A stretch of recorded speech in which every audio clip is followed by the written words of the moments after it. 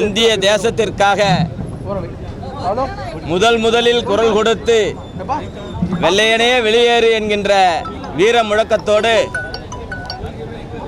பீரங்கி குண்டுக்கு மார்பேந்தி காட்டிய மாவீரன் அழகுமுத்துக்கோனுடைய 314வது பிறந்த நாளும் 267வது நினைவு நாளும் ஆகிய இன்று பல்வேறு தமிழகத்தில் இருக்கின்ற பல்வேறு மக்கள், அரசியல் கட்சி தலைவர்கள், முதலமைச்சர் உள்ளிட்ட எதிர்க்கட்சி தலைவர் அனைவரும் வருகை தந்து மாவீரன் அழகுமுத்துக்கோனுடைய புகழுக்கு மேலும் புகழ் சேர்த்திருப்பதை கோகுல மக்கள் கட்சி மனமார்ந்த நன்றியை இந்த நேரத்திலே தெரிவித்துக் கொள்கின்றது.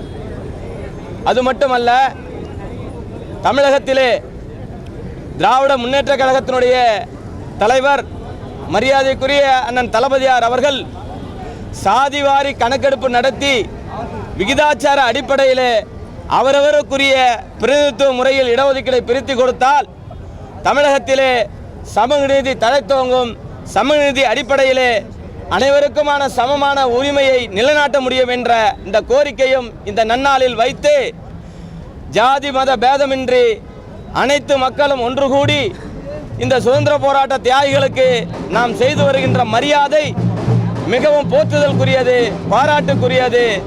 எம்பெருமான் அருளாலே இந்த சமூக மக்களும் சரி, இந்த மண்ணிலே வாழ்கின்ற ஒவ்வொரு சமுதாய மக்களும் இந்த மாதிரி சுதந்திர போராட்ட தியாகிகளுக்கு மரியாதை செய்வதை வரவேற்கின்றேன். கோகுல மக்கள் சார்பில் நன்றி தெரிவித்து விடைபெறுகின்றேன். நன்றி, வணக்கம்.